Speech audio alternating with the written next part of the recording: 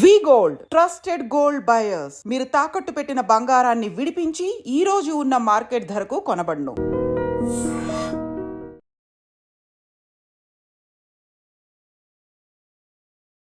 అందరికీ నమస్కారం. నేను Swaroopa Putlapalli. Welcome to trending topic. డబ్బు కోసం దేనికైనా సై అంటున్నారు కొందరు social media influencers. Youtuber local boy Nani betting apps ను ప్రమోట్ చేయడం మీద Telangana RTC MD IPS Sajjanar గారు ఆగ్రహం వ్యక్తం చేశారు. డబ్బు సంపాదించడానికి ఎన్నో మార్గాలున్నాయి, ఇవేం దిక్కుమాలిన పనులు, ఇతని మీద చర్యలు తీసుకోండి అంటూ ఏపీ డీజీపీని సజ్జనార్ గారు రిక్వెస్ట్ చేయడం అనేది జరిగింది. ప్రస్తుతం నాతో పాటు పర్సనాలిటీ డెవలప్మెంట్ ట్రైనర్ రామ్ మెట్టు గారు ఉన్నారు. ఆయనతో మాట్లాడి అసలు ఈ బెట్టింగ్ యాప్స్ ను సోషల్ మీడియా ఇన్ఫ్లుయెన్సర్స్ ఎందుకు ప్రమోట్ చేస్తున్నారు, వీటి వల్ల ఉపయోగాలేంటి, నష్టాలేంటి, వీటన్నిటి గురించి రామ్ గారిని అడిగి తెలుసుకుందాం. నమస్తే రామ్ గారు. నమస్తే అండి. చూశారు కదా, గంగపుత్రుడు ఈ లోకల్ బాయ్ నానికి చాలా మంది మిలియన్స్ లో ఫాలోవర్స్ ఉన్నారు. అతని వీడియోస్ కూడా మీరు చూసే ఉంటారు. అలాంటి వ్యక్తి బెట్టింగ్ యాప్స్ ను ప్రమోట్ చేయడం కరెక్టేనంటారా? డెఫినెట్లీ కరెక్ట్ కాదండి. అయితే ఇతని ప్రీవియస్ వీడియోస్ అవి చూస్తే కనుక ఇతను తీసిన వీడియోస్ అన్ని చాలా న్యాచురల్గా ఉంటాయి. అంటే వాళ్ళు వేటకి వెళ్ళినప్పుడు ఎలా ఉంటుంది, అంటే వాళ్ళ లైఫ్ ఎలా ఉంటుంది, వాళ్ళు ఎలా వండుకుంటారు, ఎలా తింటారు, ఎలా ఉంటారనే దీని మీదనే మోస్ట్లీ అతని వీడియోస్ ఉన్నాయి. అండ్ అతనికి సర్ప్రైజింగ్లీ మిలియన్స్ ఆఫ్ వ్యూస్ ఉన్నాయండి అతని వీడియోస్కి. అంటే దట్ షోస్ ఎంతమంది అతను చెప్పే కంటెంట్కి కనెక్ట్ అవుతున్నారు అనేది. That itself is an example and that stands as a testimony. So ఇంతమంది ఇన్ఫ్లుయెన్స్ అవుతున్నారు అన్నప్పుడు ఖచ్చితంగా we have to be careful అండి. నేను ఎలాంటి వీడియోస్ చేస్తున్నాను, నేను ఎలాంటి కంటెంట్ ఇస్తున్నాను, ఏం మెసేజ్ ఇస్తున్నాను సొసైటీకి అనేది వాళ్ళు ఖచ్చితంగా they have to be careful with it. So ఈ పర్టికులర్ వీడియో విచ్ ఏదైతే ఇప్పుడు సోషల్ మీడియాలో ఇట్ ఈస్ రన్నింగ్, దాంట్లో అతను ఈ బెట్టింగ్ యాప్స్కి సంబంధించి ఒక చిన్న వీడియో లాగా చేశాడు. వేరిన్ వాళ్ళ సిస్టర్ ఎవరో 30,000 అడిగితే 30 ఏంటి 40,000 తీసుకో అని చెప్పి ఇచ్చేయటము. అండ్ మీరు కూడా ఎలా సంపాదించాలనుకుంటున్నారా, so and so betting apps use చేయండి అని చెప్పడము. సో ఇన్ అ వే చెప్పాలి అని అంటే ఒక నెగటివ్ మెసేజ్ని కన్వే చేస్తున్నారు ఆయన. సో ఇది ఖచ్చితంగా కరెక్ట్ కాదండి. ఇలా చేయటం వల్ల ఏంటంటే ఎంతోమంది నిజంగానే అలా డబ్బులు వస్తాయేమో, because he is kind of common man. అంతమందికి కనెక్ట్ అయ్యాడు అని అంటే, అతను చెప్తున్నాడు అంటే అది నిజమేనేమో అనుకుని చాలామంది అలాంటి యాప్స్ యూజ్ చేయడము, చేశాక నష్టపోవడం అనేది జరుగుతుంది. కాబట్టి అతను ఖచ్చితంగా ఇది చేయడం అయితే వీ షుడ్ నాట్ ఎంకరేజ్ అండి. ఈ మధ్య రిలీజ్ అయిన నాగ చైతన్య, సాయి పల్లవి నటించిన తండేల్ సినిమా మనం అందరం చూసాం కదా. అది చూడగానే కూడా నాకు ఈ local boy Nani life style గుర్తొచ్చింది. ఎందుకంటే నేను కూడా అతని వీడియోస్ చూస్తూ ఉంటాను కదా. అంటే అతన్ని మనలాంటి వాళ్ళం కూడా ఫాలో అవుతున్నాం, తెలియకుండానే అతను అంత మనల్ని ఇన్ఫ్లుయెన్స్ చేస్తున్నాడు. అలాంటి వ్యక్తి బెట్టింగ్ యాప్స్ని ప్రమోట్ చేయడాన్ని నిజంగా తప్పుపట్టాల్సిందే. అయితే ఆ తర్వాత అతను కూడా క్షమించండి అంటూ ఒక వీడియో రిలీజ్ చేశాడు. ఇంకొకటి ఏంటంటే, నేను అతనికి కాల్ చేసి కూడా మాట్లాడడం జరిగింది. ఏంటి అంటే, ఇది ఎప్పుడో 8 నెలల క్రితం చేసిన బెట్టింగ్ యాప్, ఇది కావాలనే కొంతమంది నన్ను ఇలాగా చేస్తున్నారు, ఇది మాత్రం తప్పే అని అన్నాడు. అయితే 8 నెలల క్రితం చేసినా సరే దీన్ని మనం ఎలా చూడాలి? 8 months బ్యాక్ చేసి ఉండొచ్చు, అది ఇప్పుడు ఫేమస్ అయి ఉండొచ్చు, బట్ ఎప్పుడు చేసినా అది తప్పేనండి. ఎందుకంటే అతను ఒక సోషల్ మీడియా ఇన్ఫ్లుయెన్సర్ అని తెలిసినప్పుడు అది ఈ రోజు కానివ్వండి, నిన్న కానివ్వండి, 8 months క్రితం చేసినా కూడా అది ఖచ్చితంగా మిస్టేకే. సో ఇంకోటి ఏంటంటే, అది చేసిన తర్వాత ఇప్పుడు కరెంట్లీ అతను అంటున్నాడు చేసింది మిస్టేక్, నేను అది కాదు అనేసి. ఈ టైంకి ఆయనకి రియలైజేషన్ వచ్చి ఉండొచ్చు, కానీ జరగాల్సిన నష్టం జరిగిపోయింది. అయితే ఇంకోటి, ఈ సోషల్ మీడియా ఇన్ఫ్లుయెన్సర్స్ అందరూ కూడా జనరల్గా ఇలాంటివి ఎందుకు చేస్తూ ఉంటారు అని అంటే, వాళ్ళకు ఒక అవేర్నెస్ లేదు. ఏంటంటే ఏది కరెక్ట్ ఏది రాంగ్ అనే అవేర్నెస్ లేదు వాళ్ళకి. వీళ్ళు కూడా చూసుకుంటే, ఇప్పుడు ఒక చిన్న ఎనాలజీ చూసుకుంటే కనుక, ఇక్కడ పెద్ద పెద్ద సూపర్ స్టార్స్ ఉంటారు. వీళ్ళందరూ ఏంటంటే విమల్ పాన్ మసాలా అనేసి, కమలా మసాలా అనేసి వీటిని వాళ్ళు ప్రొజెక్ట్ చేస్తున్నారు కదా.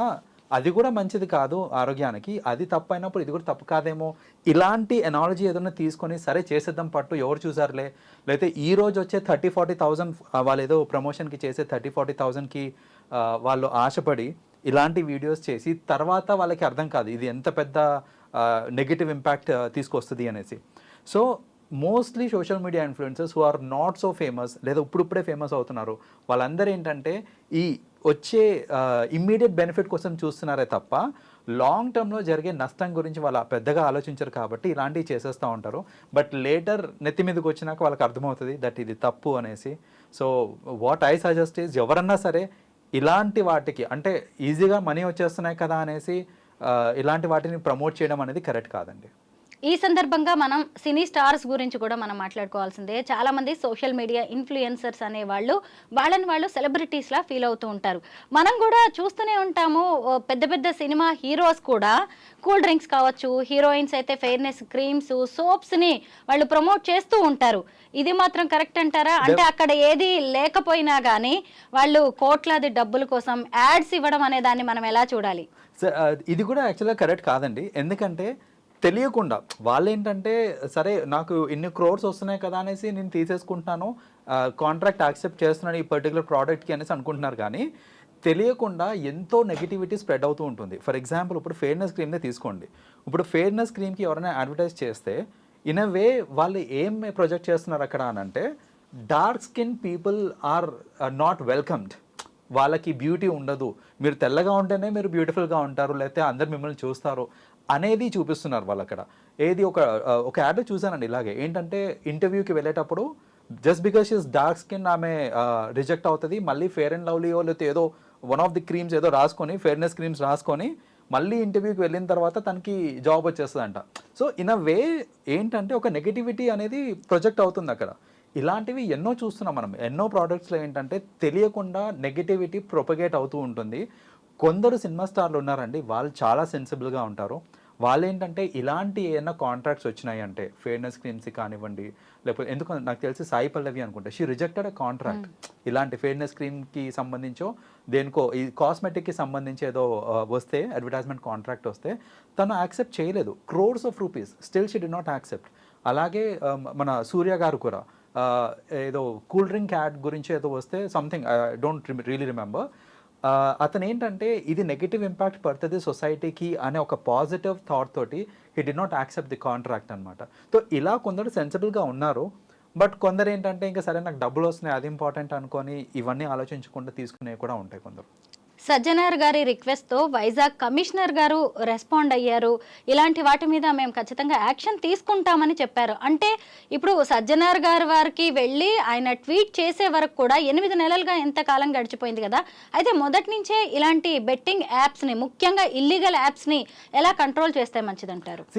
ఇప్పుడు చాలా మంది ఏమంటున్నారంటే ఇలాంటి అందరూ ఇస్తున్నారు ఏంటి యువత ఇట్లా బెట్టింగ్ యాప్స్ వైపు they are going towards that and వాళ్ళకి చాలా నెగిటివ్ ఇంపాక్ట్ పడుతుంది దానివల్ల అనేసి.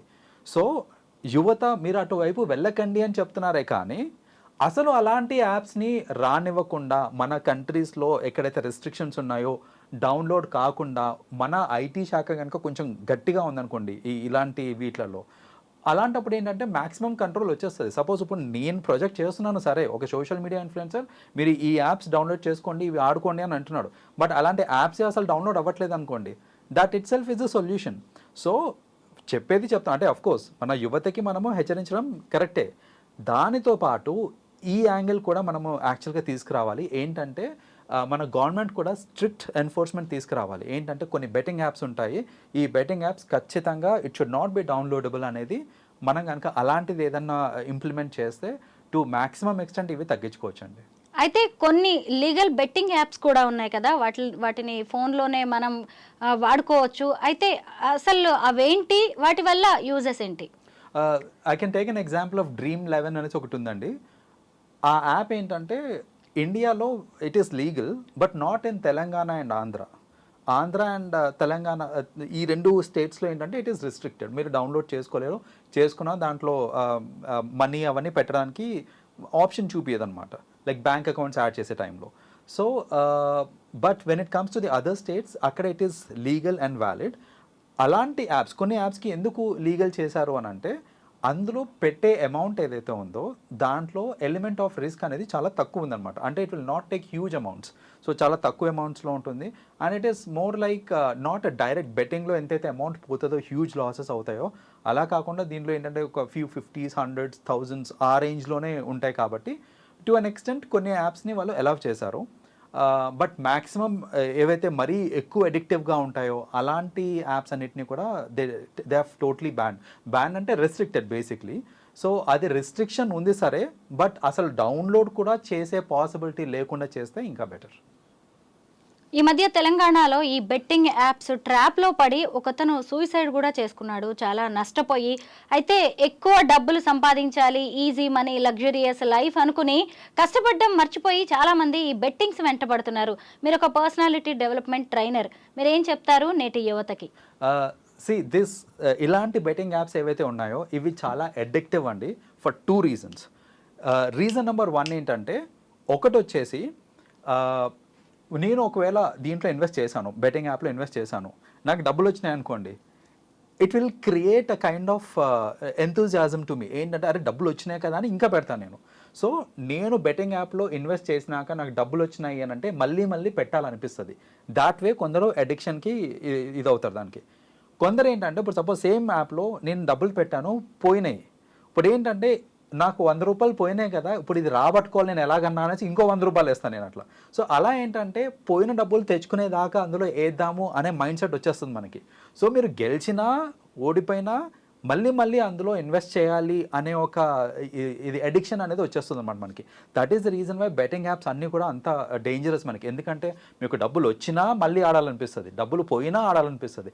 At the end of the day చాలా ప్రొడక్టివ్ టైం ఏదైతే ఉందో, మోస్ట్ యంగ్స్టర్స్ వాళ్ళ ప్రొడక్టివ్ టైం అంతా కూడా ఇలాంటి యాప్స్లో పెట్టేసి వాళ్ళు ఏంటంటే ఫ్యూచర్లో రియలైజ్ అవుతారు, ఈ ఒక్కసారి టైం పోయింది అంటే మళ్ళీ రాదండి వెనక్కి.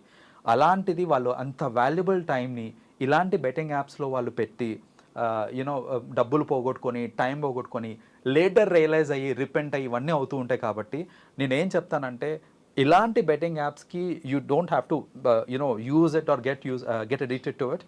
మీకు నిజంగా డబ్బులు సంపాదించాలి అని అంటే కనుక దేర్ ఆర్ వేరియస్ వేస్. మీ స్కిల్స్ని మీరు ఎన్హాన్స్ చేసుకోండి. మీ యొక్క ప్రైమ్ అంటే కీ ఫ్యాక్టర్స్ ఉంటాయి. ప్రతి ఒక్కరికి ఏదో ఒక టాలెంట్ ఉంటుంది. ఆ టాలెంట్ మీద ఫోకస్ చేసుకుంటే డెఫినెట్గా డబ్బులు అనేది మీకు ఖచ్చితంగా you'll be able to earn అండి. సో అనవసరంగా ఎలాంటి యాప్స్ వరకు చేయకూడదు.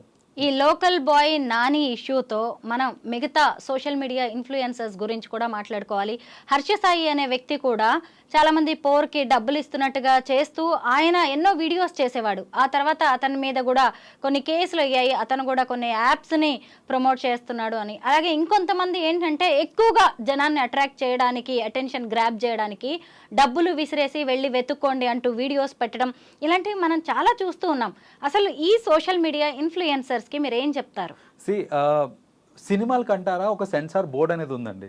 సో ఇప్పుడు ఏంటంటే సినిమా నుంచి వచ్చే కంటెంట్కి ఒక ఫిల్టరేషన్ అనేది అవుతుంది. బిఫోర్ అది పబ్లిక్ రిలీజ్ అవ్వకముందు ఫిల్టరేషన్ అనేది అవుతూ ఉంటుంది ఫ్రమ్ సెన్సార్ బోర్డ్. ఈ సోషల్ మీడియాతో వచ్చిన ప్రాబ్లం ఏంటంటే there is no such standard board which can filter the content. So అసలు అది మన కంటెంట్ అనేది ఫిల్టర్ అవ్వకుండా ఏది పెడితే అది వచ్చేస్తూ ఉండేసరికి ఏమవుతుందంటే జనాలు కూడా ఎట్లో ఒకలాగా నేను ఫేమస్ అవ్వాలి, నా వీడియోస్ అందరూ చూడాలి, నేను చూడాలంటే నేను ఏం చేయాలి అంటే, నేను నిన్న ఒక వీడియో చూశానండి. ఒకడు చెరువు దగ్గర కూర్చొని బురద తింటా ఉన్నాడు, అది కూడా ఒక వీడియో. అది దానికి మళ్ళీ లైక్స్ వ్యూస్. అంటే అసలు అతను చేసిన అలాంటి ఏంటంటే చాలా దిగజారిపోతున్నారు చెప్పాలంటే మనుషులు. అంటే ఆ వ్యూస్ కోసం అనేసి వీటి కోసం అనేసి. వాట్ ఐ సేస్, చూసేవాళ్ళు కూడా ఇలాంటి వాళ్ళని ఎంకరేజ్ చేసే కంటే కూడా అట్లీస్ట్ ఒక ఆప్షన్ ఉండాలి. ఏంటంటే రిపోర్ట్ కాంటెంట్. ఇలాంటి కాంటెంట్ని కనుక జనాలు రిపోర్ట్ చేసే కనుక ఒక ఆప్షన్ ఉండి, అంటే ఆ టోటల్ వీడియోస్ అలాంటి వీడియోసే వైరల్ కాకుండా డిలీట్ చేసే ఆప్షన్ ఉన్నా, లేదా ఒక separate board which can approve your videos. మీరు వీడియో అప్లోడ్ చేయగానే డైరెక్ట్ పబ్లిక్ అవ్వకుండా ఒక అప్రూవల్ లాగా వచ్చే టైప్ ఏదైనా ఉంటే కనుక అది బాగుంటుంది. మొత్తం అంటే కొన్ని బోర్డ్స్ ఉన్నాయి, అవేంటంటే మీరు వీడియో పెట్టాక అది పబ్లిక్కి వెళ్ళిన తర్వాత సమ్ టైమ్స్ వాళ్ళు చూసి తీసేస్తూ ఉంటారు కంటెంట్ని. బట్ అంతవరకు వెయిట్ చేయకుండా అసలు పబ్లిక్కి వెళ్ళక ముందే ఒక సెన్సార్ బోర్డ్ లాంటిది ఉంటే కనుక మనకి ఇంకా we get to see that ఇలాంటి చెత్త కంటెంట్ అంతా తగ్గిపోయే ఛాన్సెస్ ఉంటాయి మనకి. రామ్ గారు, చాలా మంది స్కూల్ కాలేజ్ పిల్లలు కూడా ఈ బెట్టింగ్ యాప్స్ అనే వాళ్ళు వాడుతూ ఉన్నారు. అయితే వీటి వల్ల కూడా చాలా నష్టం ఉంది. తెలియకుండానే డబ్బులు పోగొట్టుకుంటారు, పైగా ఇదే లైఫ్ అనుకుంటారు. ఇది ఒక జూదం లాగా తయారవుతుంది. ఇంకా ఇది లేకపోతే మేము ఉండలేమనే స్థితికి వస్తారు. పేరెంట్స్కి మీరు ఏం చెప్తారు ఈ పిల్లల విషయంలో? పేరెంట్స్ ఖచ్చితంగా they have to monitor there activities అండి. చాలామంది ఏంటంటే వాళ్ళ కిడ్స్ దగ్గర సెల్ ఫోన్ ఉంటే అది వాళ్ళకు ఒక స్టేటస్, సోషల్ స్టేటస్ అనేసి, లేదా ఫర్ నీడ్స్కి కానీ నెసెసిటీస్కి కానీ సెల్ ఫోన్స్ అవి ఇచ్చేస్తున్నారు. సెల్ ఫోన్ ఇస్తున్నారు, బాగానే ఉంది, అంతవరకు ఓకే. వాళ్ళకి యాక్సెస్ అనేది లిమిట్ చేయాలి. అండ్ మానిటరింగ్ అనేది, దెర్ ఆర్ మెనీ యాప్స్ అండి where monitoring can be done. So అసలు వాళ్ళ యాక్టివిటీస్ని మానిటర్ చేసే యాప్స్ ఉన్నాయి కాబట్టి అలాంటి యాప్స్ ఫస్ట్ ఇన్స్టాల్ చేసి వాళ్ళ మొబైల్ డివైజెస్ని వీళ్ళ కంట్రోల్లోకి తెచ్చుకొని దెన్ ఇచ్చేస్తే బెటర్ అండి. అలా కాకుండా ఇలా కొన్ని యాప్స్ ఉంటాయి. ఈ యాప్స్ కనుక యూజ్ చేస్తున్నారని కనుక తెలిస్తే కనుక డెఫినెట్గా వాళ్ళు రెస్ట్రిక్ట్ చేయాలి at the very beginning stage. Because వాళ్ళు కనుక డిలే చేసి పిల్లలు కనుక కొంచెం అడిక్షన్కి వచ్చేసారు అని అంటే కనుక ఇంకా ఆపడం కష్టం. Thank you so much Ram గారు. Right, you welcome.